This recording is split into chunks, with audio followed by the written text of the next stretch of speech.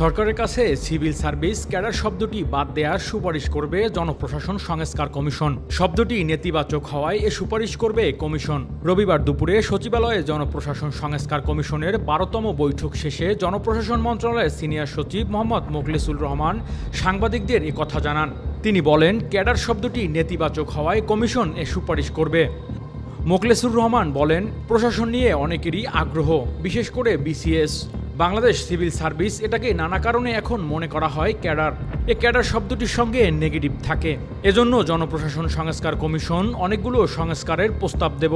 এর মধ্যে একটা থাকবে যে ক্যাডার শব্দটি বাদ দিয়ে যার যে সার্ভিস, যেমন civil service administration, civil service health, civil service agriculture, এরকম। এটা আমাদের বড় সংস্কার।